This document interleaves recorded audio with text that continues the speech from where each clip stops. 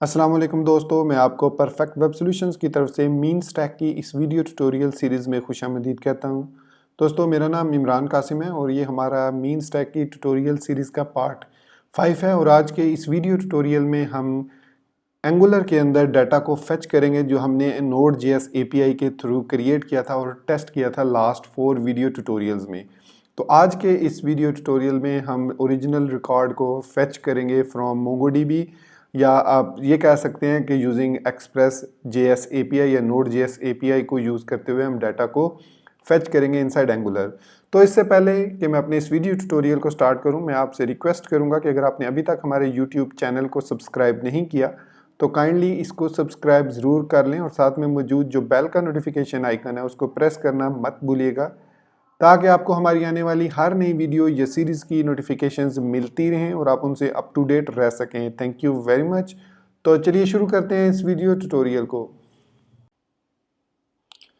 तो दोस्तों, last video tutorial में हमने मटेरियल टेबल को इंटीग्रेट किया था और यहाँ पर हमने कुछ डमी डाटा को इंटर किया था। तो आज के इस वीडियो ट्यूटोरियल में हम इस डमी डाटा को ख़त्म करेंगे और इसकी जगह अपना ओरिजिनल डाटा जो टास्क से रिलेटेड डाटा है, जो task title is completed, created at and updated at के जो कॉलम्स हैं वो हम डिस्प्ले करेंगे इन चारों की जगह पे। तो चलिए इस ट्यूटोरियल को प्रैक्टिकली करते हैं। तो सबसे पहले हम जाएंगे अपने विजुअल स्टूडियो कोड में और यहाँ पर आप देख सकते हैं हमारा जो ये प्रोजेक्ट है ये NG सर्व की मदद से रन हो रहा है। इसको यहाँ से हम ब्रेक करेंगे। ब्रेक करने के बाद हम यहाँ पर सबसे पहले जाएंगे ऐप के फोल्डर में और यहाँ से ऐप मॉड्यूल में, और API से डाटा फेच करने के लिए हम डिफरेंट APIs यूज़ कर डिफरेंट मॉड्यूल्स यूज़ कर सकते हैं इनसाइड एंगुलर और डिफरेंट ऐप्स यूज़ कर सकते हैं, जैसे कि फैच API यूज़ कर सकते हैं, Axios का पैकेज यूज़ कर सकते हैं। इसके अलावा जो एंगुलर के अंदर जो बिल्ट इन जो इसके साथ इंस्टॉल होता है HTTP क्लाइंट मॉड्यूल, उसको यूज़ कर सकते हैं। तो इस वीडियो ट्यूटोरियल में हम HTTP क्लाइंट मॉड्यूल को यूज़ करेंगे और उससे डाटा को फेच करके डिस्प्ले करेंगे। तो सबसे पहले app.module.ts फाइल में हमें इंपोर्ट करने होगा HTTP क्लाइंट मॉड्यूल को फ्रॉम @angular/common/http। इसके बाद हम इसको अपने इंपोर्ट्स वाली एरे में ऐड कर देंगे। क्लाइंट मॉड्यूल को ऐड कर दिया। इसके अलावा हम प्रोवाइडर्स की एरे में अपना जो सर्विसेज हमने क्रिएट किए, सर्विस टास्क सर्विस, उसको ऐड करेंगे। सो इंपोर्ट करेंगे हम टास्क सर्विस, इसको फ्रॉम, और यहाँ पर हम डॉट स्लैश जाएंगे, एक स्टेप पीछे जाएंगे, और आई थिंक नहीं, एक स्टेप पीछे नहीं, यहाँ पर डॉट स्लैश लगाएंगे और services and then task service, और फिर इस टास्क सर्विस को हम अपने प्रोवाइडर्स के अंदर इंपोर्ट कर लेंगे। तो यहाँ पर टास्क सर्विस आ गई।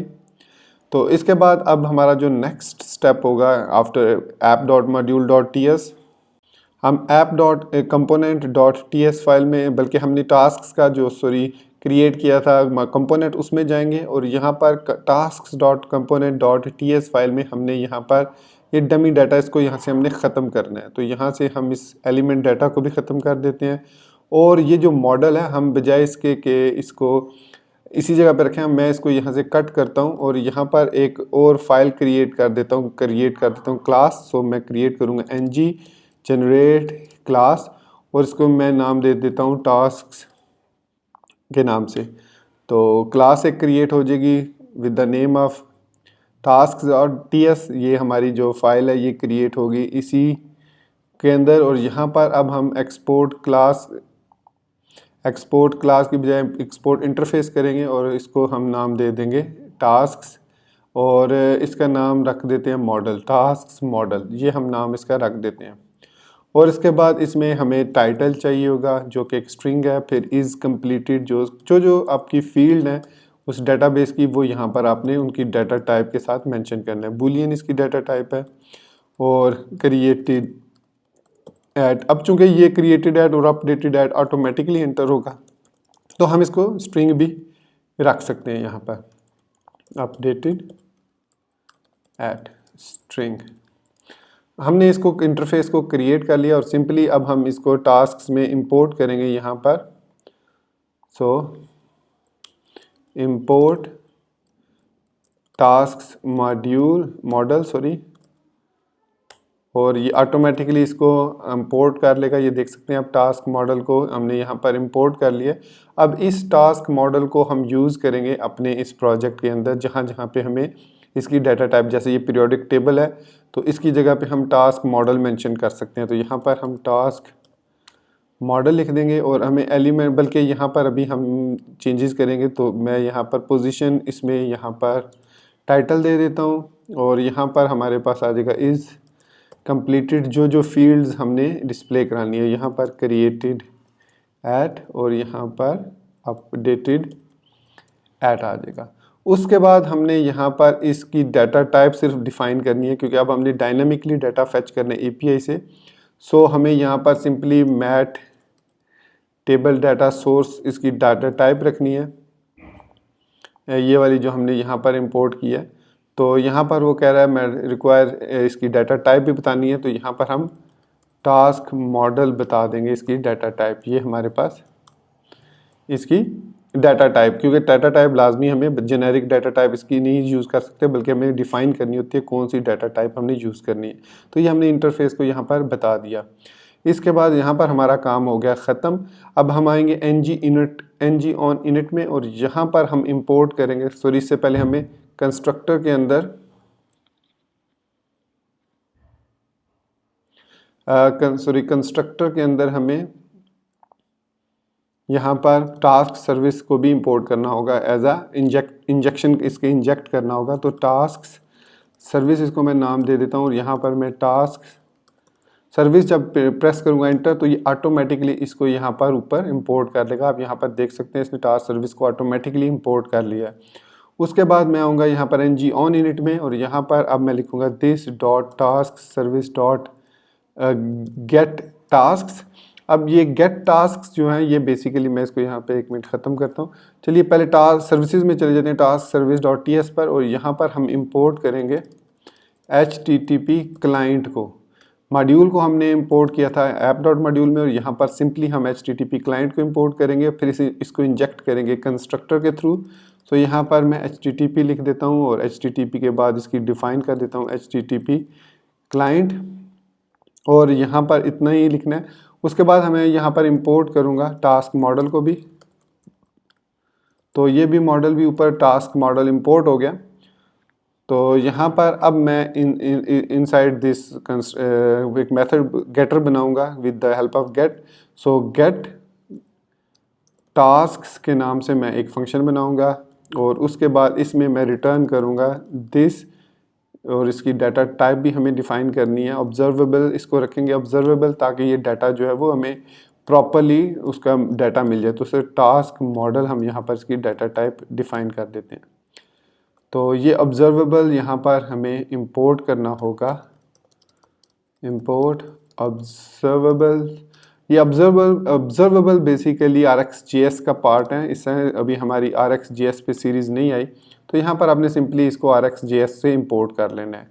So this dot HTTP dot gate, और यहाँ पर हम अपना पाथ लिखेंगे localhost:3000/API/task, और अब ये हमारा जो डाटा है ये रिटर्न हो जाएगा। सॉरी, मैं यहाँ पर सिंगल कोट नहीं लगाया। तो यहाँ पर वो कह रहा है कि G observable is not assignable to the observable task model. तो यहाँ पर हमें इसका 1 मिनट, यहाँ पर private T model task model और फिर टी मॉडल हम यहाँ पर इस तरीके से कैन नॉट फाइंड, अच्छा ठीक है। तो यहाँ पर हम टास्क मॉडल ही लिखेंगे। तो ये हमारा जो है बेसिकली, अब ये कह रहा है कि इंटरफेस टास्क मॉडल, तो ये एलियस है, तो इंटरफेस को इस तरीके से वो कह रहा है कि इसको यूज़ नहीं कर सकते। यहाँ पर हमें देखना होगा कि task dot export interface task model, ठीक है। सो टास्क मॉडल, ठीक है। इसको अगर हम यहाँ पर ये टास्क मॉडल है और रिटर्न दिस गेट ऑब्जर्वेबल, ठीक है ये भी, और यहाँ पर टास्क मॉडल हमें डिफ़ाइन करना होगा। तो अब हमने यहाँ पर भी टास्क मॉडल डिफाइन कर दिया रिटर्न टाइप में जो मेथड गेटर है, और उसके बाद यहाँ पर भी हमें ये टास्क मॉडल को गेट के साथ भी डिफाइन करना है ताकि उसको पता चल जाए कि ये वाला डाटा हमने रिटर्न करना है। तो उसके बाद हम आएंगे task.component.ts फाइल में और यहाँ पर लिखेंगे this.task सर्विस डॉट और टास्क डॉट सब्सक्राइब करेंगे, क्योंकि HTTP क्लाइंट मॉड्यूल के साथ जब हम डाटा फेच करते हैं तो उसको दोबारा डिस्प्ले करने के लिए या किसी वेरिएबल में सेव करने के लिए हम सब्सक्राइब करते हैं। और यहाँ पर हम टास्क का वेरिएबल ले लेंगे और यहाँ पर चेक करेंगे इफ़ नॉट टास्क, अगर हमें कोई भी रिटर्न नहीं होता डाटा टास्क से तो वो यहाँ से सिंपली रिटर्न कर दे या आप थ्रो एरर कर सकते हैं। फिर हम दिस डॉट डाटा सोर्स को जो है equal to new mat table data source करके उसके अंदर इस टास्क को पास कर देंगे। अब यहाँ पर भी वो वही कह रहा है कि इसकी डाटा टाइप आपने टास्क मॉडल आपने डाटा टास्क जो है वो डिफाइन करनी है डाटा टाइप। सो यहाँ पर भी हम इसको is equal to new is not assignable to. अब वो चूंकि यहाँ पर वो इसको कह रहा है कि वो एक एरे है और यहाँ पर हमने इसको एरे नहीं डिफाइन किया हुआ, तो मैं यहाँ पर इसको एरे डिफाइन कर देता हूँ। उसके बाद हम यहाँ से दिस डॉट पैजिनेटर को उठा लेते हैं और यहाँ पर हम दिस डॉट पैजिनेटर भी अभी भी कह रहा है कि length is missing in the task model, तो न्यू मैट टास्क मॉडल। और इसके बाद हम इसको यहाँ पर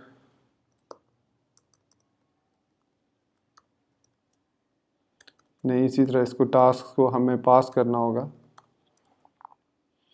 और यहाँ पर इसकी डाटा टाइप हो गई।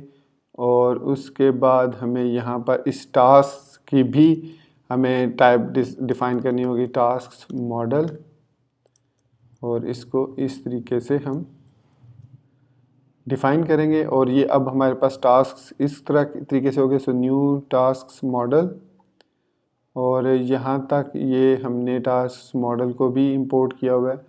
और यहाँ पर भी property length in task model, यहाँ पर बेसिकली वो कह रहा है कि लेंथ फाइंड नहीं हो रही, तो इसके लिए हमें यहाँ पर अपने प्रोजेक्ट के अंदर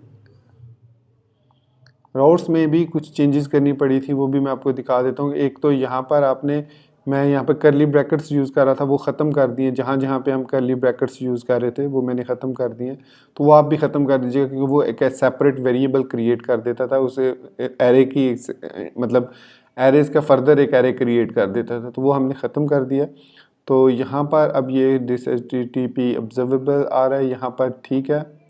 सो टाइटल इज़ कम्प्लीटेड क्रिएटेड है, ठीक है। टास्क डॉट कंपोनेंट में भी ये ठीक है। लेट मी सी क्या प्रॉब्लम है। अच्छा, तो दोस्तों मैंने यहाँ पर ये एरर हो रहा था, इसका प्रॉब्लम ये आ रही थी कि बेसिकली हम जो है वो एरेज ऑफ डाटा ले रहे हैं, जो हमें रिटर्न होता है वो एरेज ऑफ ऑब्जेक्ट हो रहा है। तो यहाँ पर हमें जो सर्विस है उसमें डिफ़ाइन करना होता है कि जो रिटर्न टाइप है वो सिंगल ऑब्जेक्ट नहीं है बल्कि एरेज ऑफ ऑब्जेक्ट है। तो इसके लिए यहाँ पर हमें ऑब्जर्वेबल में और इसकी डाटा टाइप जो गेट करते हैं उसमें लाजमी मेंशन करना है एरेज की फॉर्म में कि ये एक एरेज ऑफ टास्क मॉडल को रिटर्न करेगा। ये चीज़ आपने जहन में रखनी है जब आप प्रॉपर टाइप कास्टिंग कर रहे हो। ये हमने टाइप कास्टिंग की है, अदरवाइज हम यहाँ पर एनी जो टाइप है वो भी यूज़ कर सकते हैं, जेनेरिक टाइप एनी, तो फिर हमें ज़रूरत नहीं है क्योंकि फिर वो किसी भी किस्म का डाटा उसमें आ जाएगा। ये चूँकि हम स्पेसिफिक डाटा मॉडल को यूज़ कर रहे हैं, टास्क मॉडल को, तो इसलिए हमें यहाँ पर डिफ़ाइन करना है कि एरेज ऑफ ऑब्जेक्ट रिटर्न हो रहा है। उसके बाद यहाँ पर हमें टास्क मॉडल के साथ एरे का मेंशन करने की ज़रूरत नहीं है, ये ऑटोमेटिकली टास्क को जो है वो रिटर्न कर देगा इस टास्क मॉडल के अंदर इन मैट टेबल डाटा सोर्स। और फिर हमारा टास्क जो है वो ये कंप्लीट हो चुका है as far as task component dot TS.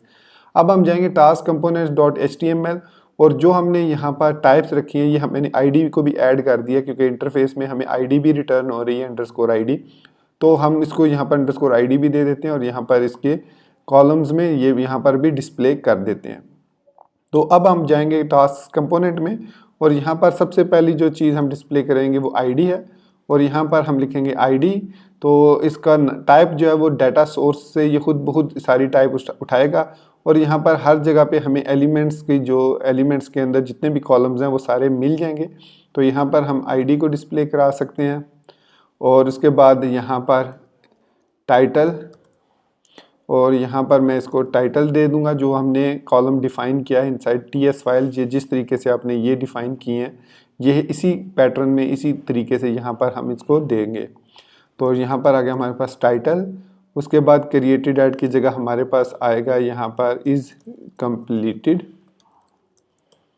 और यहाँ पर हम जो है स्टेटस लिख देते हैं कि ये कंप्लीटेड है या नहीं है, इज़ कंप्लीटेड। और उसके बाद यहाँ पर हमारे पास आ जाएगा क्रिएटेड, बल्कि यहाँ पर मैं इसको डुप्लीकेट कर लेता हूँ, इसको कॉपी किया और यहाँ पर पेस्ट कर दिया और इसको कह दिया क्रिएटेड एट, और सिंबल की जगह पे क्रिएटेड एट लिख देंगे और यहाँ पर सिंपली क्रिएटेड लिख देंगे और यहाँ पर अपडेटेड और यहाँ पर अपडेटेड एट। ये बेसिकली कॉलम नेम्स हैं जो डेटाबेस से फैच हो रहे हैं, और ये हमने जो कॉलम टीएस फाइल में डिस्क्राइब किए हैं ये वो हैं। बाकी ये सारी जो एनजी कंटेनर वगैरह है ये सारी एंगुलर मटेरियल की डिज़ाइनिंग है। और यहाँ पर हमने कहा कि कौन कौन से हमारे जो रो है वो डिस्प्ले करेगा, वो सारी जो ऊपर टॉप पे रो आ रही है वो उसको कहाँ से डिस्प्ले करेगा। तो ये डिस्प्लेड कॉलम्स हैं जो हमने यहाँ पर डिफ़ाइन किए हैं। तो इसके बाद हम इसको यहाँ पर सिंपल अंडरस्कोर आईडी की बजाय आईडी भी इस तरीके से भी रख सकते हैं।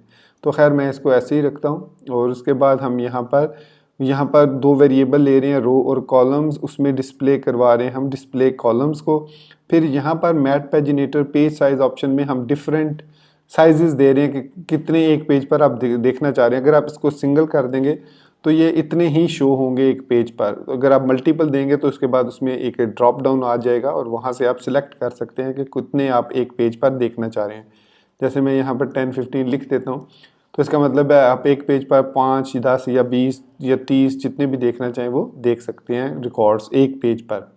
तो ये हमारा मैट पेजिनेटर का कंपोनेंट .html भी कंप्लीट हो गई है टास्क। तो हमारा जो टास्क है वो कंप्लीट हो चुका है। अब हम इसको प्रोजेक्ट को रन करते हैं और चेक करते हैं, और अगर कोई इसमें एरर हो तो उस एरर को डिबग करते हैं। तो मैं लिखूंगा npm start। सो ये अगेन जो है ng build with AOT output path public folder में न्यू फाइल क्रिएट करेगा और सर्वर को रन कर देगा ताकि हम उस पेज को रेंडर कर सकें। तो हमारा जो वो npm start है वो सक्सेसफुली कंपाइल होके MongoDB कनेक्शन तक कंप्लीट हो चुका है। अब यहाँ पर हम इस पेज को रीलोड करेंगे, इस पेज को यहाँ पर हम रीलोड करेंगे। तो ये जो हमारा डाटा है ये अब डेटाबेस से यहाँ पर डिस्प्ले हो जाएगा अगर कोई भी एरर ना हुआ। तो दोस्तों यहाँ पर आप देख सकते हैं कि हमारे पास यहाँ पर आईडी डिस्प्ले हो रही है, जो आईडीज़ हैं असाइंड इनको कॉलम्स को। यहाँ पर टाइटल आ रहा है, यहाँ पर हमारे पास उसका स्टेटस आ रहा है, मतलब वो यहाँ पर कि ये फॉल्स है जो भी है। और यहाँ पर अपडेटेड ऐड, आप इस डेट को हम कस्टमाइज़ भी कर सकते हैं। तो खैर अब नेक्स्ट वीडियो ट्यूटोरियल में हम देखेंगे कि किस तरीके से हम रिकॉर्ड को ng सर्व की मदद से भी फेच कर सकते हैं, क्योंकि आपने जो API सर्वर क्रिएट किया है वो इस ट्यूटोरियल के मुताबिक सिर्फ और सिर्फ इसी प्रोजेक्ट के साथ जिस पर आपको जिस पर आपको नोड सर्वर भी मिले और जिस पर आप एंगुलर को डिप्लॉय करें। लेकिन सपोज़ आप अपने नोड सर्वर को किसी और सर्वर पर डिप्लॉय करना चाह रहे हैं और अपनी एप्लीकेशंस को या मल्टीपल एप्लीकेशंस को मल्टीपल साइट्स पर होस्ट करना चाह रहे हैं, वेब पे या मोबाइल ऐप क्रिएट करना चाह रहे हैं, तो उसके ज़रिए आप कैसे डाटा को फेच कर सकते हैं, क्या चेंजेस करनी होंगी हमें अपने एक्सप्रेस जो API रेस्टफुल API क्रिएट किया है। तो नेक्स्ट वीडियो ट्यूटोरियल में हम कोर्स कॉन्सेप्ट CORS को देखेंगे कि क्रॉस ओरिजिन रिक्वेस्ट शेयरिंग क्या है और किस तरीके से हम इसको टैकल कर सकते हैं जब हम रेस्टफुल APIs क्रिएट करते हैं किसी भी सर्वर साइड स्क्रिप्टिंग लैंग्वेज में। तो दोस्तों उम्मीद करता हूं कि मेरा आज का वीडियो ट्यूटोरियल आपको पसंद आया होगा और थोड़े से जो एरर्स वगैरह आएंगे वो भी आते हैं एरर्स, उनको डिबग करना आना चाहिए। सो लर्निंग का मतलब ये नहीं होता कि सीखना या पढ़ना या रट्टा लगाना। लर्निंग जो है ये नेवर एंडिंग प्रोसेस है और प्रोग्रामिंग के अंदर आपको करना होता है debugging, researching, reassessment. So this makes you a good developer. So इस कोड के साथ मैं आपसे इजाज़त चाहूँगा। Thank you very much for being with me till end. Take care, Allah हाफिज़ एंड बाय।